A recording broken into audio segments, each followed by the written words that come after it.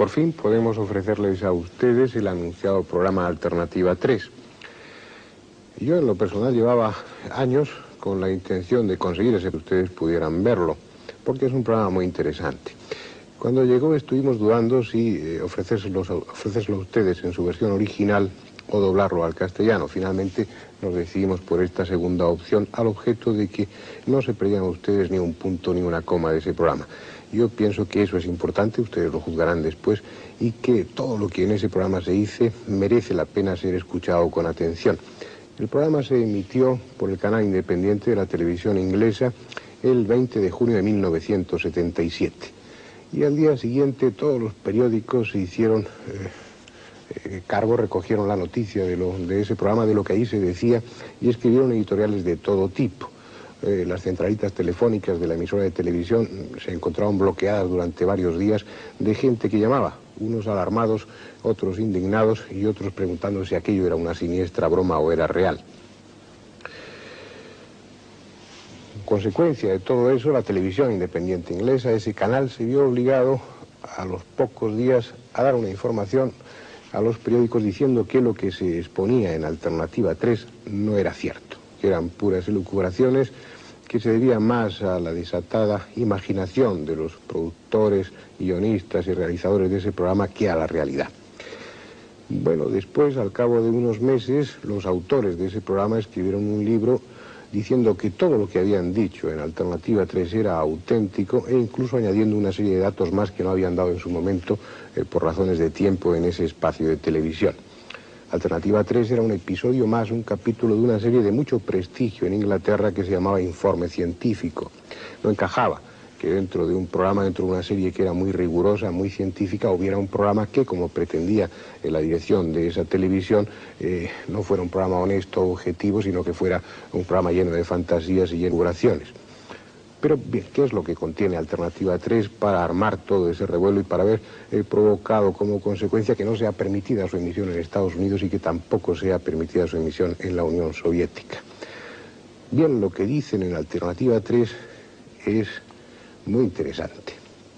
Entre otras cosas, dicen que los científicos, en especial los norteamericanos y los rusos, están convencidos de que nuestro planeta ha entrado en una serie de cambios atmosféricos ya irreversibles que van a conducir a una sequía total y a la desaparición de la humanidad en definitiva, tanto da que sea dentro de unas decenas de años o de unos pocos siglos.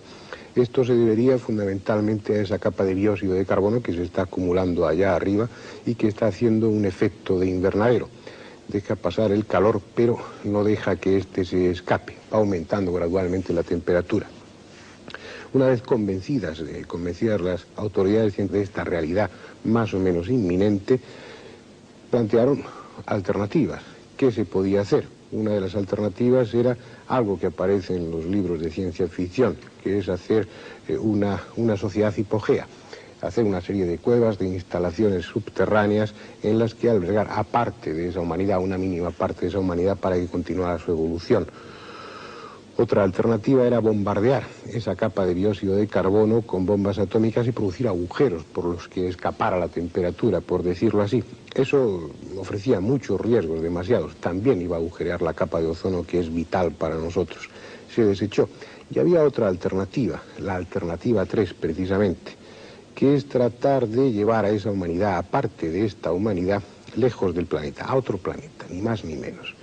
Lo que viene a decir Alternativa 3, aportando sus pruebas, aportando entrevistas y el testimonio de personas con un gran peso específico científico, es que rusos y americanos están llevando un programa espacial paralelo al que cada uno de ellos exhibe a los medios de difusión, un plan secreto que tienen una base en la Luna desde la que están lanzando cohetes, expediciones a Marte, que Marte sí es habitable y que hay unas cuantas bases allí con más de una persona que pertenece a distintas ramas de la ciencia o incluso del arte. Esto es tremendamente, yo diría que increíble, pero si uno analiza despacio las circunstancias en las que nos vemos envueltos y si uno empieza a mostrarse suspicaz, como hicieron los que realizaron el programa Alternativa 3, empiezan a encontrar cada vez más elementos de juicio que les permiten avanzar en esa hipótesis hasta llegar finalmente al convencimiento de que todo eso es verdad. Algunos de los testigos ya no están, como el astronauta Brodin, que murió en el año 1978, se suicidó, y es una de esas extrañas que también rodean a todo ese tema de Alternativa 3. Por ejemplo, Valentine, que era un astrónomo, murió en unas circunstancias muy misteriosas, ni más ni menos que fue objeto de una cremación espontánea. Tuvo un accidente de coche y su cuerpo se quemó, literalmente se achicharró, apenas quedaron cenizas, mientras que sus ropas estaban ligeramente chamuscadas. Esa combustión espontánea sucede de vez en cuando, es como algo parecido a lo que sucede en un horno de microondas. Ustedes meten un pollo envuelto en algo, el pollo se cuece y sin embargo la envoltura permanece casi fría. Algo parecido es lo que le sucedió a Valentine, algo desde luego muy extraño. Y este Valentine fue el que proporcionó de una manera indirecta a los que realizaban el programa Alternativa 3 una cinta de vídeo sustraída a la NASA en la que se demuestra que rusos y americanos estuvieron en Marte nada más y nada menos que en 1960, exactamente el 22 de mayo de 1962, comprobando que la atmósfera de Marte es respirable. Esta, entre otras muchas cosas, es una de las piezas fundamentales con los que hicieron el programa Alternativa 3 vienen a demostrar que lo que ahí presentan es auténtico, es real. Esto significaría ni más ni menos que los ciudadanos de a pie, que ustedes y nosotros estamos siendo manipulados, que la verdad se nos oculta, que, por ejemplo, los tan traídos y llevados viajes espaciales son simplemente un escaparate, que detrás se está haciendo algo mucho más complejo. También se aportan algunas pruebas o al menos algunos indicios al respecto en el programa, y no es una idea nueva. Yo tenía por aquí apuntado lo que dijo James McDonald, un profesor de meteorología, director de física atmosférica en una universidad de Arizona, nada menos que en 1967. Y decía en los medios de difusión, decía en un periódico de una gran tirada entonces, decía lo siguiente: las fuerzas aéreas de Estados Unidos han estado ocultando escandalosamente al público lo que en realidad ocurre en los cielos. Las investigaciones de las fuerzas aéreas han sido absurdas, superficiales e incompetentes. Y los científicos del mundo entero obrarían cuerdamente si dejaran de aceptar sus ridículos informes y empezaran a investigar el problema por su cuenta. Se trata de un problema que exige una auténtica investigación internacional. Eso se decía en 1967. Ya verán ustedes en el programa como ahora se podrían decir muchas más cosas que las que decía McDonald entonces. Bien, sin más dilación vamos a ver ya el programa Alternativa 3. Es un programa largo, dura alrededor de 1 hora, por lo que no habrá un comentario al final. Además, entre otras cosas, yo les aseguro que no sabría qué añadir después.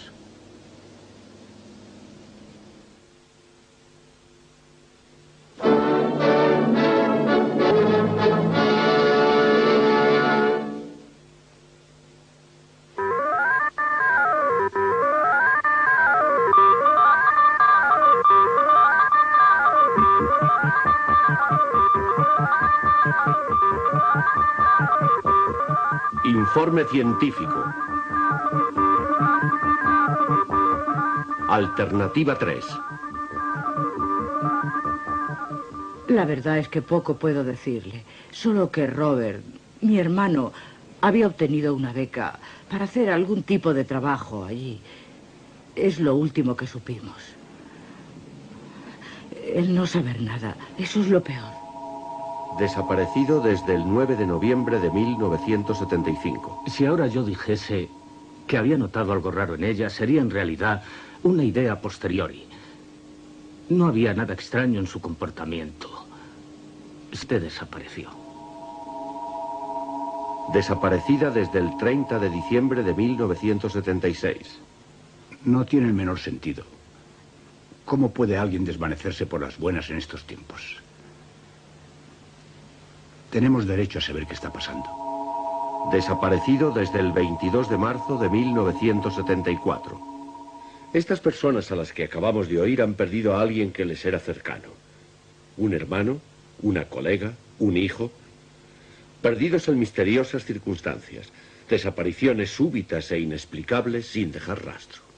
Si se están ustedes preguntando qué tiene que ver este tipo de historias, por importantes y trágicas que puedan ser, con informe científico, tendremos que retroceder en el tiempo unos 18 meses, cuando empezamos a trabajar en otra película que examinaba la fuga de cerebros de Inglaterra. Esa película nunca llegó a completarse, pues las investigaciones nos llevaban por extraños e inesperados caminos que a su vez conducían uniformemente frente a un muro infranqueable. Un punto que se encuentra debajo de donde yo estoy, en el aparcamiento de la Terminal 3 del aeropuerto londinense de Heathrow. Iniciamos este informe especial con parte de esa película a cargo de nuestro reportero Colin Benson. La doctora Anne Clark, que trabaja en este edificio, pertenece a la joven generación de investigadores científicos ingleses. Su especialidad es la energía solar, y al igual que muchos otros en su situación, está considerando el unirse a la fuga de cerebros y abandonar el país. Bueno, se trata de una cuestión de medios. A la vista está. ¿Quién puede trabajar aquí? Es un desastre. Mire este edificio. Si yo y la gente como yo tenemos que hacer el trabajo para el que nos hemos preparado y que somos capaces de hacer, tienen que cambiar las condiciones.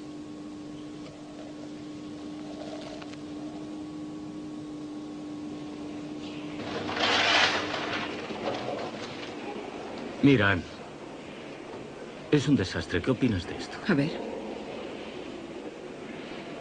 Poco después de filmarse esta entrevista, Anne Clark tomó una decisión.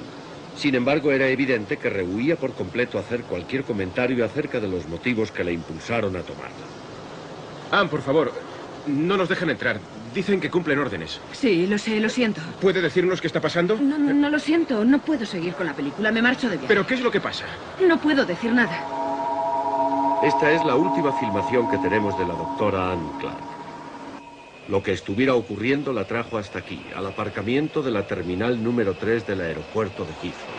Ella había dicho a sus amigos que iba a Nueva York.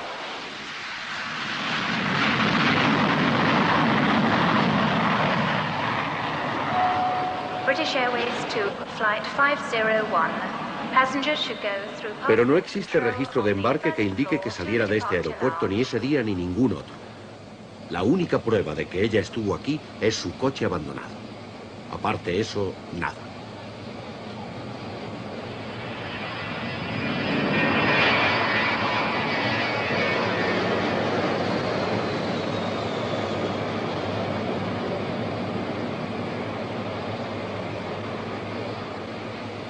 Bueno, he hecho todo cuanto estaba en mi mano para tratar de averiguar su paradero.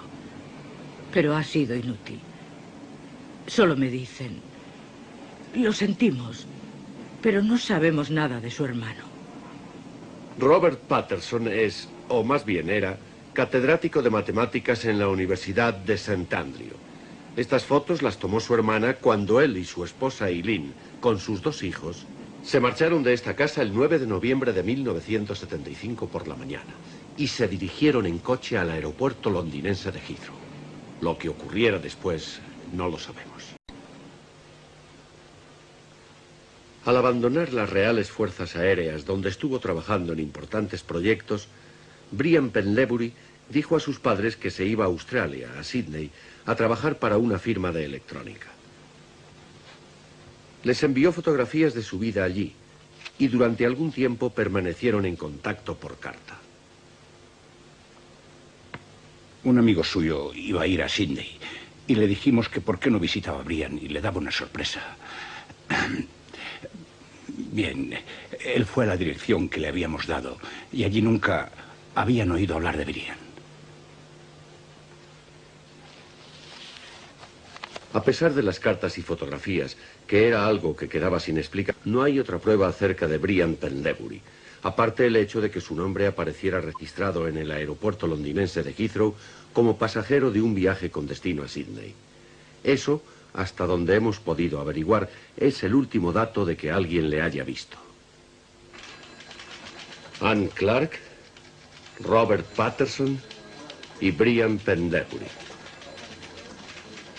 Solo 3 de los 400 nombres recopilados para nuestro proyectado informe científico acerca de la fuga de cerebros de Inglaterra. Desde esta oficina, nuestros colaboradores empezaron a investigarlos a todos ellos.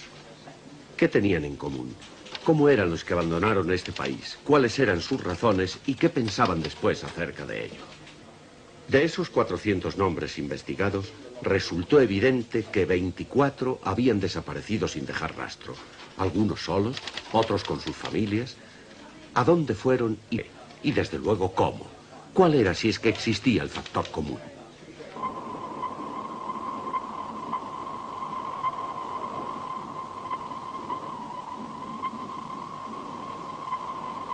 Este es el centro astronómico, donde, sin que nadie lo supiera en su momento, empezaba a desvelarse la segunda parte de nuestra compleja historia. Sir William Ballantyne, un distinguido astrónomo, partía para realizar un viaje que nunca completó.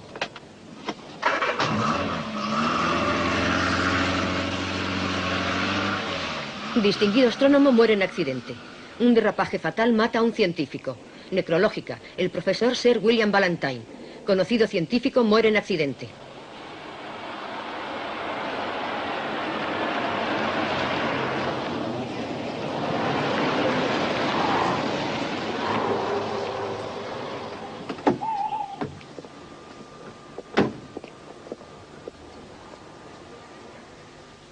Algo serio preocupaba a Ballantyne. Eso lo sabemos por una llamada que hizo desde esta cabina aislada, no lejos de la carretera principal de Londres. Telefoneó a un viejo amigo, un editor jefe de una agencia de noticias llamado Robert Hendry. ¿Qué impresión le produjo a usted? Parecía agitado, cosa rara en él, porque normalmente solía ser un hombre bastante tranquilo. Me dijo que venía en coche a Londres y que si podíamos vernos. Le dije que sí. Me preguntó si había recibido un paquete que me había enviado la víspera. Le contesté que lo tenía. Contenía esta cinta de vídeo, que me pidió que guardase bajo llave hasta su llegada. Bueno, le esperé y, naturalmente, a la mañana siguiente me enteré del accidente. Estas fotos las tomó de agencia. A pesar del considerable espacio que la prensa dedicó a la noticia, solo se proporcionó una misma fotografía a la prensa y la televisión nacionales. Nuestros propios expertos independientes examinaron estas fotografías y el lugar del accidente en que me encuentro ahora mismo. No sacaron ninguna conclusión en firme, pero dijeron que la causa del accidente permanecía, al menos para ellos, en el más absoluto misterio. Pero ¿y la cinta de vídeo que Ballantyne tenía tanto interés en que llegase a salvo a manos de su amigo el señor Henry?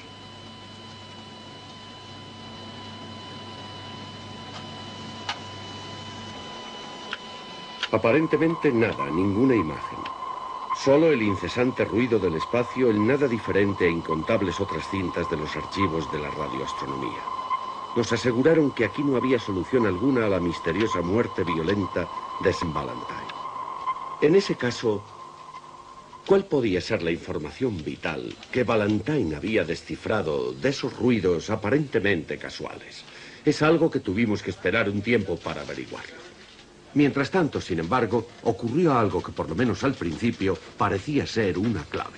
Se recibió una llamada en estas oficinas de informe científico. Me encontré hablando con un hombre joven, al parecer, que se negó a dar su nombre ni ningún otro detalle personal por teléfono. Solo me dijo que había conocido a Sir William Ballantyne durante una visita que el astrónomo había realizado poco antes de su muerte al cuartel general de la NASA en Houston, donde él trabajaba. Quedamos citados cerca de aquí para una hora más tarde. Bien, Jack, estoy listo. Es posible que muchos consideren poco ético lo que van a ver ahora. Sin embargo, creemos que a la luz del desarrollo posterior de los hechos, nuestra acción estaba justificada. Iba equipado con un pequeño transmisor para que pudiéramos registrar la conversación entre ellos. Y colocamos la cámara oculta frente al mercado donde se había fijado la cita. ¿Colin Benson? Sí, hola. ¿Nos vamos a alguna otra parte? No. Aquí está bien. Una pregunta previa. ¿Quieres llegar hasta el fondo en todo este asunto? Para eso estoy aquí. ¿Puede ayudarnos? Sí que puedo, pero lo haremos a mi manera, ¿de acuerdo? Muy bien. Vamos a andar un poco, ¿quiere? Siento parecer nervioso, pero es que lo estoy. ¿Nervioso? ¿Por qué?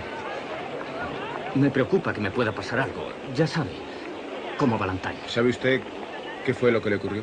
Al menos el porqué.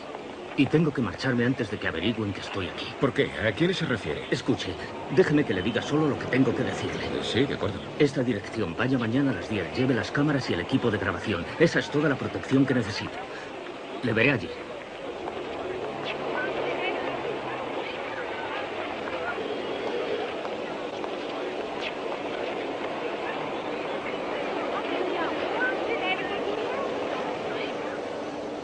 Colin Benson llegó a la dirección que le habían dado poco después de las 10 del día siguiente, con un equipo de filmación. Aparca ahí. Vamos, daos prisa.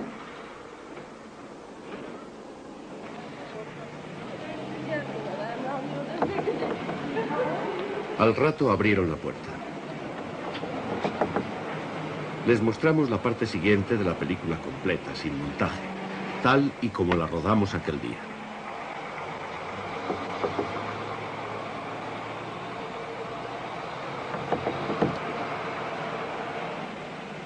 ¿Quién es? Anglia Televisión. Informe científico. ¿Quién? Este es el número 88, ¿verdad? Sí, sí. Pues hemos venido, señor... Es un americano. ¿Se refiere a Harry? Eso es. ¿Podemos entrar?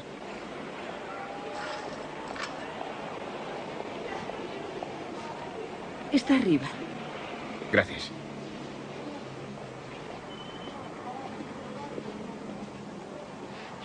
No sé de qué se tratará, pero no van a conseguir mucho de Harry. Vamos, chicos.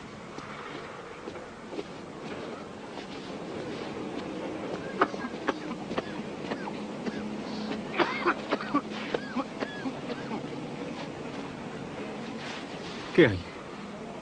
¿Quiénes son? Vienen a verte. Ayer. ¿Se acuerda? No. Déjeme en paz. ¿Qué le ocurre? Llévatelos de aquí. Váyanse, por favor. Solo queremos hacerle una entrevista. Será mejor que se vayan. ¿Está drogado o algo así? ¿Pero qué drogado? ¿Qué dices? Contésteme una pregunta. ¡Harry! ¡Harry, por favor! Tranquilícese. ¡Harry! ¿Qué le pasa? ¡Por favor, Harry! ¡Tranquilízate! Fue la última vez que vimos a Harry, el misterioso americano, a pesar de que volvimos con la policía una media hora más tarde. Estuvimos vigilando esta casa durante varios días sin obtener resultado alguno. En otros sitios, sin embargo, piezas y más piezas de este extraño asunto empezaron a encajar. La gran sequía mundial de aquel verano no había tenido igual en la historia conocida. Los pastizales europeos de ordinario tan verdes se vieron convertidos en áridos campos de tierra. El ganado, incapaz de extraer humedad de la hierba, hubo de ser provisto de agua y alimentado con el pienso guardado para el próximo invierno. En Inglaterra ocurrió otro tanto: campos secos y míseras cosechas. En Francia, los incendios forestales incontrolados devastaron enormes zonas. No se veía el fin de la sequía. Enormes reservas de agua se desecaron y se tuvieron que llevar suministros a las zonas secas, algunas de las cuales apenas tenían agua para 20 días. El río Támesis alcanzó el nivel más bajo jamás visto. No cundió el pánico, solo un creciente sentimiento de intranquilidad de que lo que estábamos viviendo no era natural y que el clima de la Tierra estaba derivando hacia un drástico cambio. Melbourne, Australia, donde el río Amarillo quedó reducido a un arroyo polucionado en el que los peces y la vida acuática desaparecieron casi por completo. Las restricciones de agua aumentaron y se hicieron esfuerzos desesperados para salvar los raros y valiosos árboles del famoso jardín botánico de Melbourne. El norte de la India se vio atenazado por la peor ola de calor registrada en 50 años. En Bihar, la temperatura alcanzó los 48 centígrados. Miles de personas murieron y los daños en las cosechas y el ganado fueron inimaginables. El desierto africano amplió su extensión a expensas de la tierra fértil, destruyéndolo todo en su avance.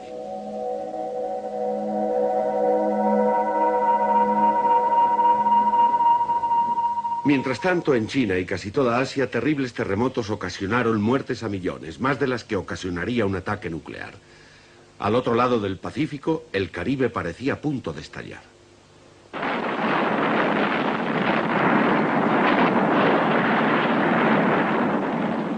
Algunos volcanes que se creían extinguidos desde hacía miles de años cobraban vida de repente de modo terrorífico.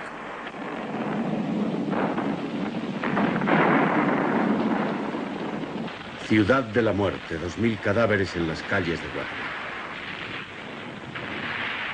Masas de rocas desprendidas destruyeron siglos y siglos de historia en la Europa central. En Italia y Yugoslavia muchos pueblos antiguos fueron reducidos a escombros. Equipos de rescate internacionales evacuaron a miles de personas de las zonas amenazadas, pero muchas otras estaban demasiado abrumadas por la experiencia para decidirse siquiera a marchar. Los científicos empezaron a sospechar que el equilibrio ecológico de la Tierra se enfrentaba a un peligro mayor de lo que hasta entonces se había creído.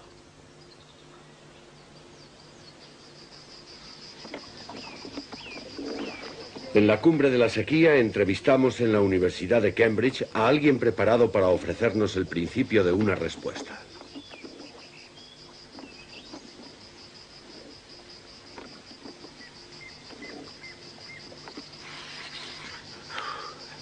¿Lo ve? Es algo que no en este país. Este calor. Las teorías de Gerstein, cuando las lanzó hace más de 20 años, habían sido universalmente rechazadas. Le tacharon de alarmista y de pesimista. Por el contrario, los acontecimientos demostraron que calificarle de optimista hubiera sido lo indicado. A finales de los años 60, la Tierra estaba ya tan atrapada dentro de una envoltura debida a su propia polución que el calor del sol y el de los procesos industriales experimentaban crecientes dificultades para disiparse. 10 años antes de la predicción de Gerstein, el notable efecto de invernadero, un espesamiento de la atmósfera exterior debido al aumento de los niveles de dióxido de carbono, se había convertido en realidad. A medida que la atmósfera se hacía más densa, se experimentaban variaciones extremas de temperatura, desde calores tórridos hasta fríos sin precedentes. Norteamérica padeció el peor invierno de que se tenía noticia. Los ríos se congelaron e incluso las grandes cataratas del Niágara se vieron detenidas. En muchas zonas el presidente Carter ordenó el estado de emergencia. Pero el más terrorífico descubrimiento que hicieron los científicos fue que el nivel de nieve no derretida del año pasado era el primer paso hacia una próxima e inevitable era glacial. Desde la conferencia de Huntsville en Alabama en 1957, mis ideas fueron por fin tenidas en cuenta por un pequeño grupo de físicos y de consejeros gubernamentales. Pero entonces, claro, ya era demasiado tarde. Profesor Gerstein, ¿puede decirnos qué pasó después de Huntsville? Lo habitual. Los políticos vinieron corriendo a nosotros como si pudiéramos parar las fuerzas de la naturaleza. Pero no podemos, les dije yo. ¿Por qué no hicieron algo antes, cuando todavía era tiempo? Dicho así, parece que no hay solución. Condenado calor. ¿Consiguió algo la conferencia? Hubo algunas discusiones secretas. ¿Puede contarme algo de eso? No, nada en absoluto.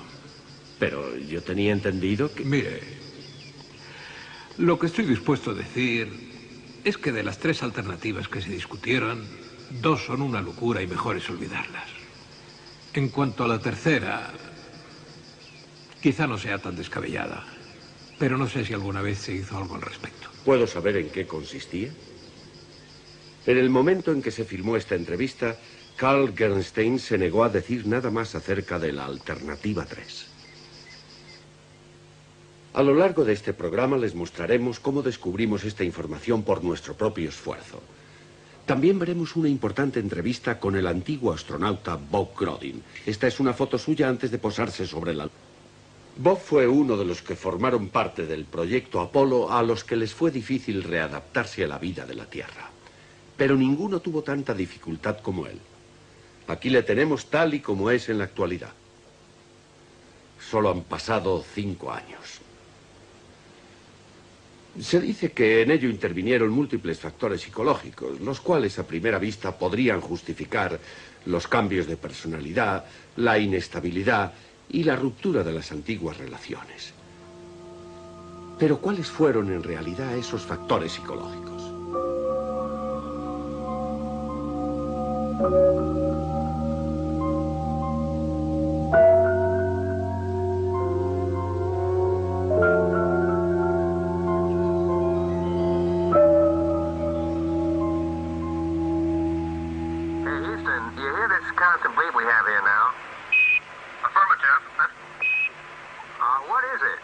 have some explanation for that? We have none. Don't worry. Continue your program. Oh, boy, it's really something super fantastic here. You could never imagine this. Roger. We know about that. Could you go the other way? Go back the other way. Well, that's kind of rich and, pretty spectacular. My God. What is that there? That's all I don't know. What the hell is that? Go tango. Tango. There's kind of light there now. Roger. We got it. We've marked it. Lose communication. Bravo Tango. Bravo Tango. Select Jezebel. Jezebel. Yeah. But this is unbelievable. Recorder off. Bravo Tango. Bravo Tango. Ya lo han oído, hermano Tango, Jezebel, un código sin duda, pero complicado. Ciertamente ninguno para los 600 millones de personas que estaban abajo en la Tierra. Desde Boston, el Massachusetts, arreglamos para que el astronauta Bob Grodin hablara con nosotros. La entrevista se filmó para montarla más adelante. ¿Puede oírme, Bob? ¿Me oye ahí en Boston? Ahora le oigo. Grodin no mostró el menor reparo en discutir la depresión que sufrió tras su regreso del espacio. Pero no pareció que fuéramos a obtener nada positivo de la entrevista hasta que le hice esta pregunta. Se ha sugerido por diversas personas, algunas muy responsables, que todos ustedes, los del proyecto Apolo, vieron en el espacio mucho más de lo que se les ha permitido admitir públicamente. ¿Quiere comentar algo acerca de este particular? ¿Qué diablos quiere hacerme? ¿Puedo saber qué demonios quiere hacerme? ¿Qué quiero hacerle? ¿Perjudicarme? ¿Eso es lo que pretende usted hacer? Lo mismo que a ese pobre diablo de Valentine es... ¿Pero por qué a mí? Yo salí al espacio a hacer un trabajo, eso es lo que... Vaya, hombre, ¿qué le pasa ahora a este chisme? Alguien ha desconectado en alguna parte. Ese alguna parte, hasta donde pudimos descubrir, no estaba ni en Londres ni en Boston, sino en el satélite que conectaba las dos ciudades. El incidente no obtuvo explicación. Sin embargo, la sola mención de Valentine fue el acicate para que enviáramos a Colin Benson y a un operador al otro lado del Atlántico, con un equipo de filmación de aspecto casero, haciéndoles pasar por turistas. Nunca habría dado con Bob Grodin si él no hubiese querido que así fuera. Pero echando mano de las pocas pistas de que disponía, llegué hasta el escondido chalet en el que ahora vive. ¿Quiere una cerveza? Sí, gracias. Annie, ¿puedes traernos 2 cervezas? Bien, ¿dónde prefiere? ¿Aquí fuera o pasamos dentro? Lo mismo da. Solo quisiera tener una conversación privada. ¿De qué tipo? Gracias. Te presento al señor Benson. ¿Qué? Gracias. ¿Quién es Annie? No es mi hija, ¿entiende? Puede registrar eso. Muy bien. Una chica estupenda. La verdad es que... soy afortunado. Hablamos de forma intrascendente durante 1 hora antes de que Grodin estuviese dispuesto a seguir con nuestra interrumpida conversación vía satélite. Su cerveza. Gracias. ¿Qué nos decía exactamente acerca de Valentine? Sí. Me acuerdo muy bien de Valentine. Se presentó en la NASA de improviso con una cinta que había grabado. Y se sintió muy deprimido cuando la pasaron por el jukebox. ¿Jukebox? El decodificador. Es fácil recibir una señal con un equipo adecuado, pero no se puede transformarla después. Si no se tiene el material de la NASA. Así es. Pero creo que alguien lo consiguió. Un joven. No recuerdo su nombre. ¿Podría ser este hombre? Sí, pudiera serlo. ¿Se le parece? ¿Le andan buscando? No, no hay nada contra él. ¿Lo que está usted diciendo es que mataron a Valentine por lo que descubrió en esa cinta? Bueno, yo no digo eso. Lo único que digo es que esos tipos murieron, y aunque no lo parezca, murieron del mismo modo. ¿Esos tipos? ¿Quiere meterme en un lío? Venga.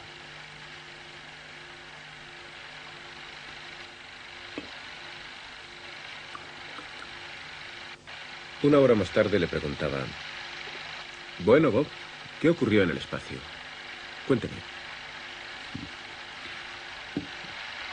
El resultado fue una gran decepción. Y no fuimos allí para eso. ¿Qué quiere decir?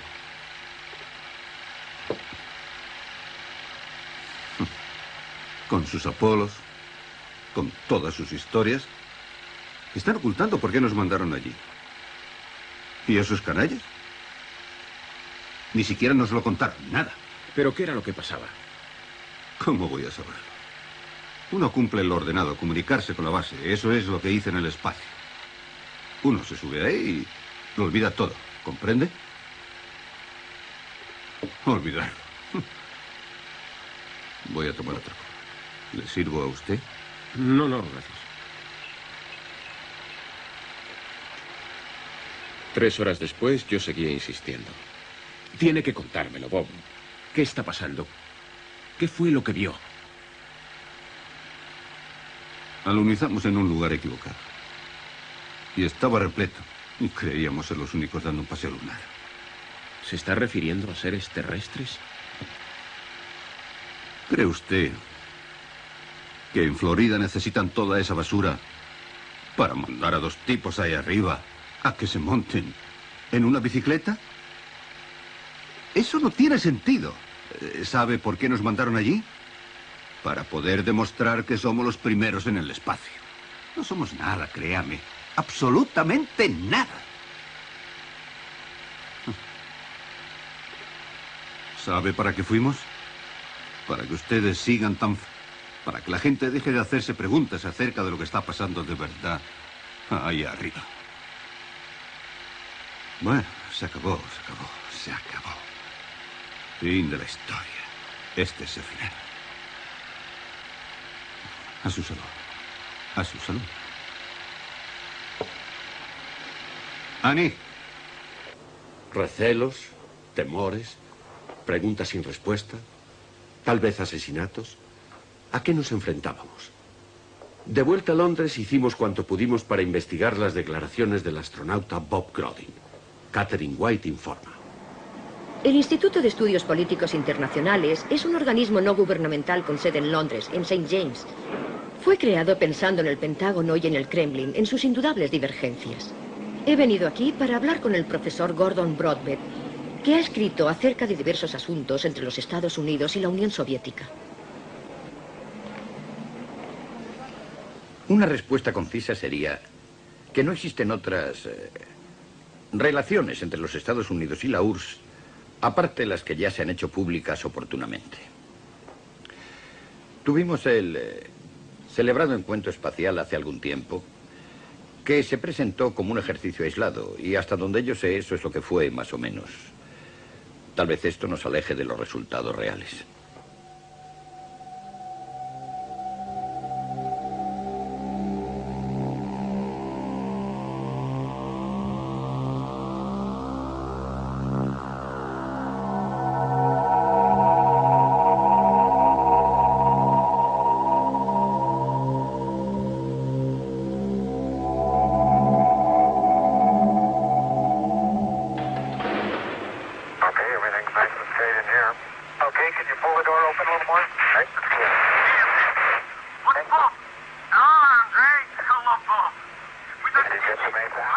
Porque es indudable que en los grandes temas de la cooperación Estados Unidos-Unión Soviética hay un cierto elemento de misterio que confunde a muchos de nosotros.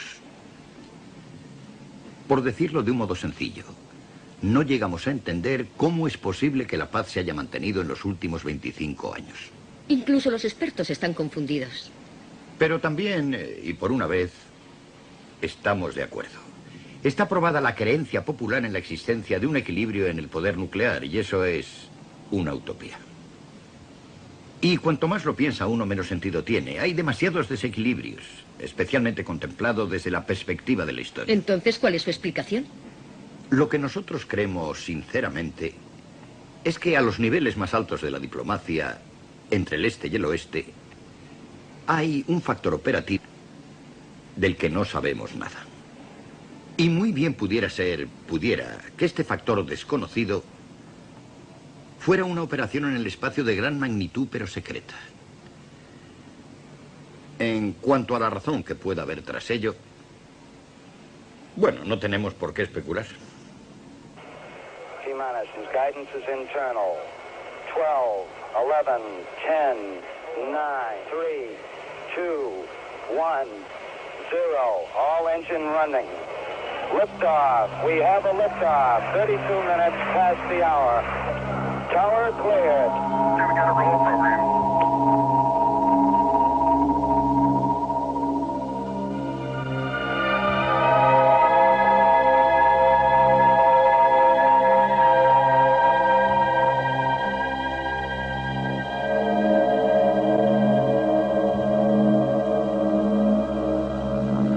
He ahí el enorme impulso necesario para sustraerlos al poder del campo gravitatorio de la Tierra y, en palabras de Grodin, poner a dos tipos en una bicicleta sobre la superficie de la Luna.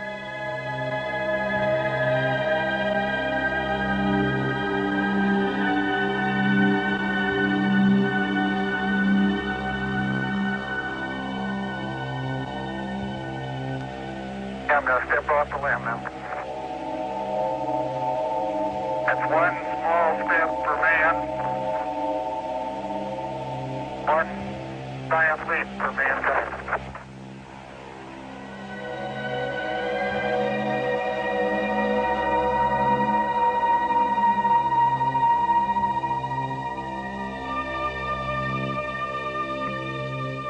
Pero supongamos que esa inmensa energía no tuviera que usarse y casi agotarse en solo llegar al espacio, sino que pudiera iniciarse desde el exterior. ¿Qué clase de viaje nos permitiría eso? Obviamente podríamos llegar más lejos con menos energía o mandar una nave mayor.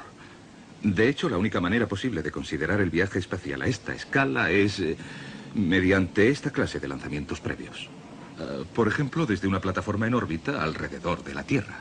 ¿O desde la Luna? Sí, claro. Si pudiésemos llevar allí el material y construir la nave, sería factible. ¿Podríamos transportar allí los materiales? Haría falta un medio de transporte inmenso. Sí. Ahora tenemos máquinas. En teoría podríamos hacerlo, especialmente si dispusiésemos de algún tipo de cooperación internacional. Cooperación internacional en el exterior. Un carguero espacial. Pero ¿para transportar qué y a dónde?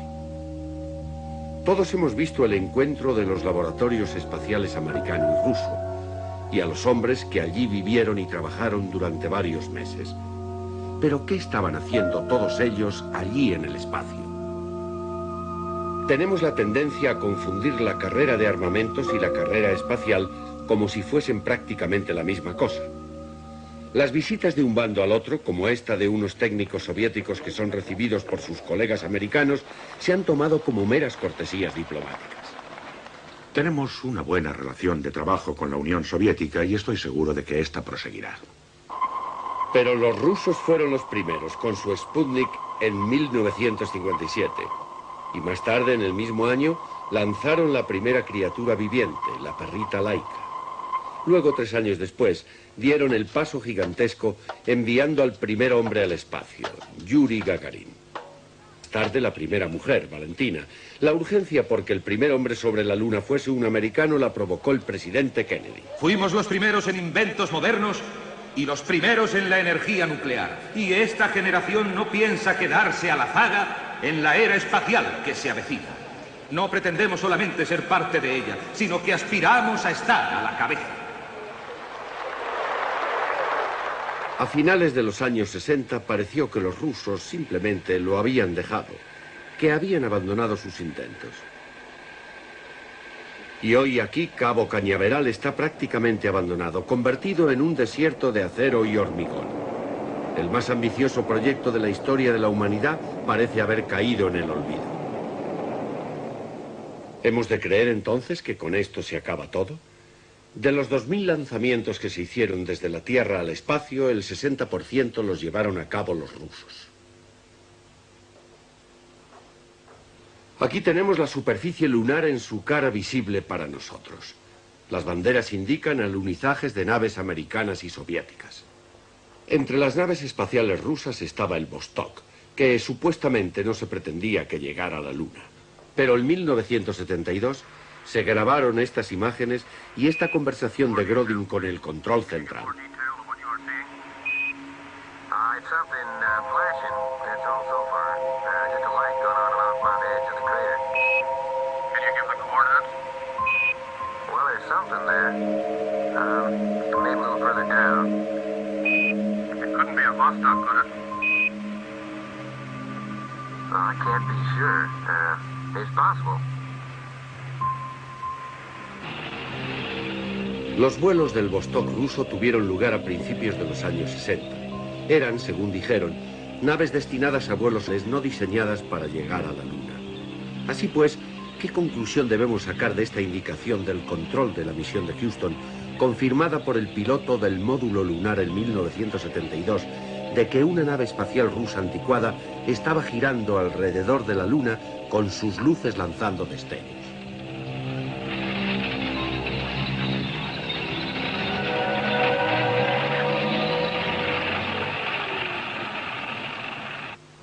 Los rusos fueron los primeros en la Luna con su cohete no pilotado que alunizó aquí, en el 59. Aquí, exactamente 10 años después, alunizó Neil Armstrong. Pero nuestras investigaciones estudian otro tipo de alunizajes sobre la otra cara de la Luna, la cara oscura, la cara oculta para nosotros. ¿Cómo podemos aceptar que esta notable agrupación de alunizajes americanos y soviéticos era una mera coincidencia? Cuando volvimos a Cambridge y le presentamos al Dr. Gerstein la información que habíamos obtenido hasta entonces, accedió por fin a dejarse entrevistar acerca de la alternativa 3. En la conferencia de Huntsville acordamos que no se podía hacer nada por frenar el avance demográfico ni evitar el agotamiento de las reservas alimenticias de la Tierra. Alternativa 3 era una opción mucho más limitada. Era un intento de asegurar que al menos algunos seres humanos pudieran sobrevivir a la hecatombe final. Éramos teóricos, no técnicos, pero estábamos hablando de un tipo de viaje espacial que hasta entonces era patrimonio de la ciencia ficción. ¿Se refiere a ir a colonizar algún otro planeta? Me refiero a salir huyendo de este mientras estemos a tiempo. Luego el Dr. Gerstein siguió hablando del tipo de selección humana que le saber que se salvaba, un equilibrio de las ciencias y las artes, en realidad un amplio espectro dentro de lo posible de la cultura humana. Dijo que la lista nunca sería exhaustiva, pero que así todo sería mejor que nada.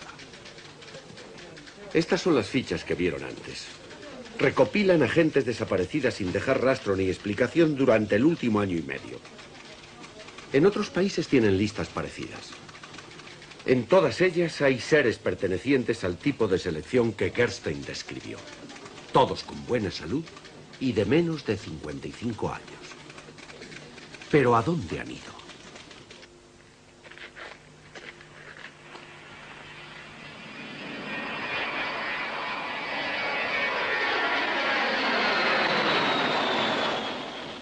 Aquí hay una fotografía de un planeta supuestamente muerto, el más cercano a la Tierra. Marte, al parecer, ofrece pocas posibilidades de supervivencia y hemos de creer en estas fotografías tomadas por el Vikingo 2, pero no estarán trucadas. Charles Welburn, en persona, parece sorprendido de que los americanos, después de haber gastado tanto dinero para poner ese artefacto sobre la superficie de Marte, lo hayan equipado solo con una cámara únicamente apta para enfocar hasta un máximo de 100 metros. ¿Cuál es la respuesta? Bueno, no podemos olvidar que todas estas fotos han llegado a través de la NASA, que nos las ha facilitado a nosotros. Si dicen que es Marte, tenemos que creerles. Ocurre lo mismo con el sonido. No oímos todo lo que se decía entre el control de la misión y la nave espacial. Había un segundo canal. Lo llaman el canal biológico. Oficialmente es solo para informar de las constantes vitales. Pero en realidad es el canal que utilizan cuando tienen algo que decir y no quieren que lo escuche el mundo entero.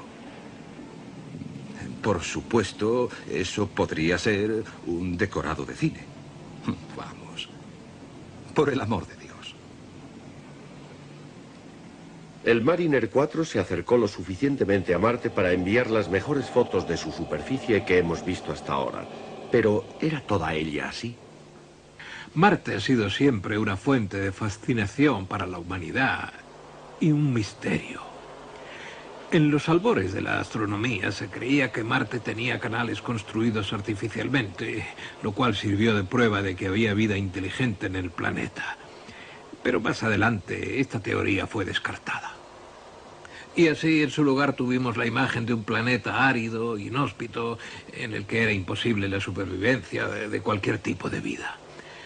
Luego, más adelante, se aventuró otra teoría muy interesante. Se daba por supuesto que había existido vida en Marte, y que al empeorar las condiciones climáticas o de otro tipo, cualquier ser superviviente había entrado en un estado de hibernación, esperando la vuelta de condiciones más favorables. Incluso se sugirió que la atmósfera que había propiciado la vida pudo haber quedado atrapada en la capa superficial del planeta. Hubo un acontecimiento hace varios años que hizo que esta teoría pareciese convincente. Marte ha tenido siempre una envoltura nubosa cuya densidad ha ido variando en diferentes momentos hasta el cataclismo del que habló el Dr. Gerstein, cuando la nube se espesó hasta un grado que nunca antes se había observado.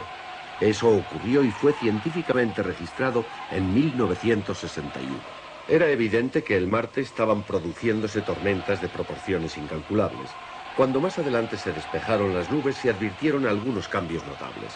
Los casquetes polares habían disminuido de tamaño considerablemente y alrededor de las regiones ecuatoriales había una franja de color más oscuro. Esto, se ha sugerido, podía ser vegetación. La teoría de Carl Gerstein era que esas tormentas podían haber sido causadas por una explosión nuclear dirigida desde la Tierra. Ese mismo año, los rusos sufrieron un fracaso espacial. Solo quedan los hechos, la causa se mantuvo en secreto. Un cohete estalló en su lanzamiento. Cientos de personas murieron y grandes zonas fueron devastadas. ¿Qué trataban de lanzar los rusos? ¿Y en ese caso lo consiguieron? ¿Llevaba el cohete algún ingenio nuclear que fue el causante de la devastación producida? ¿Pudieron los rusos en el segundo intento lanzar otro ingenio nuclear sobre Marte que produciría los cambios dinámicos registrados en 1961? Hace 48 horas, Catherine White estaba en su despacho en la oficina de producción. Como medida cautelar se grababan todas las llamadas que se recibían. Aquí informe científico. Diga. ¿Podría hablar con Tim Brighton o con Colin Benson? Ahora mismo no están aquí. ¿Quién llama, por favor? ¿Puedo dejarles un mensaje? Naturalmente. Dígales solo que la chica que estaba con Harry les ha llamado y que quiero que vengan aquí cuanto antes. Que traigan las cámaras. No hablaré más que si me filman, ¿de acuerdo? ¿Qué le pasó a Harry? No lo sé. Ellos me amenazaron que si les contaba a ustedes... ¿Quiénes son ellos? Escuche. Harry quería que recibiesen esto. No tengo ni idea de lo que es. Por favor, tienen que conseguirme un lugar para esconderme. No se preocupe, lo haremos. No tengo ni idea de lo que es ni para qué sirve. Es un circuito impreso. Dijo que tenían que conectarlo a un... algo así como a 40, y que se consigan un jukebox. ¿Significa algo eso? Sabemos lo que es. Harry dijo que tienen que... volver a poner la cinta de Valentine. Eso es todo. Conectamos el circuito impreso y pusimos otra vez la cinta de vídeo que Sir William Valentine había mandado a su amigo John Henry poco antes de su muerte. Esta vez obtuvimos una imagen aceptable que van a ver ustedes tal y como nosotros la vimos.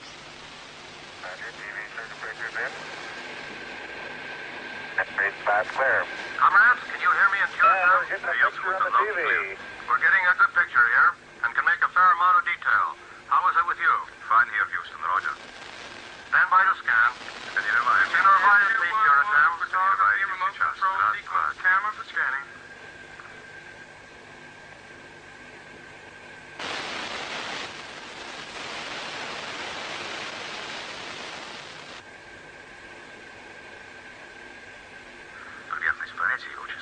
Okay, end mode 1 scanning. Stand by, move on. Standing by. Roger, standing by. Hey, isn't that an old riverbed?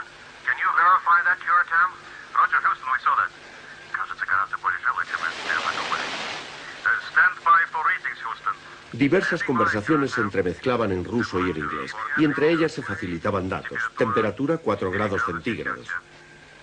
Velocidad del viento 21 kilómetros hora sudoeste. Presión atmosférica 707,7 milibares.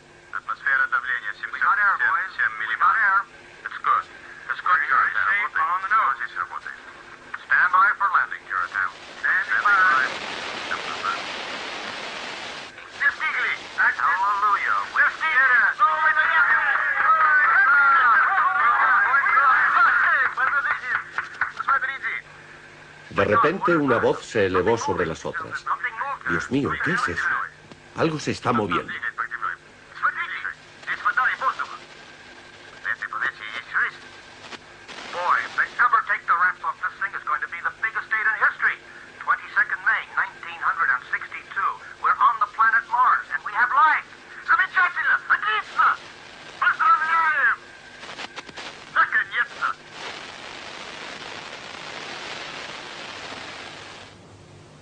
Creemos que esta es una auténtica grabación del primer descenso secreto sobre el planeta Marte de una nave sonda terrestre no pilotada. También creemos que la fecha que se da, 22 de mayo de 1962, es correcta. Sin duda alguna, el muro de seguridad, el cual se había pretendido ocultar esta información, solo se podía mantener mediante la cooperación activa de gobiernos a muy alto nivel. Y de ello se seguiría que las, al parecer, favorables condiciones de vida en Marte, susceptibles de adaptarse al hábitat humano, se mantuvieran en secreto. De lo que no hay duda es de que el esfuerzo empleado en ocultar al mundo estos descubrimientos hace suponer que alguna operación de suma importancia se ha llevado a cabo encubierta por los mecanismos de seguridad. Cabría suponer que esa operación es la que el doctor Gerstein llama Alternativa 3. En cuyo caso es posible que se haya establecido en Marte alguna colonia humana, o que todavía se estén haciendo los preparativos para su transporte desde la Luna hasta Marte. ¿Quién sabe? Pero hacemos hoy este programa incitando a aquellos que sí saben a que nos digan la verdad. Lamentamos que las perspectivas que acaban de ver sean tan poco halagüeñas respecto al futuro de la vida en la Tierra. Pero nuestra tarea consiste en presentar los hechos en su cruda realidad y esperar la respuesta. Buenas tardes.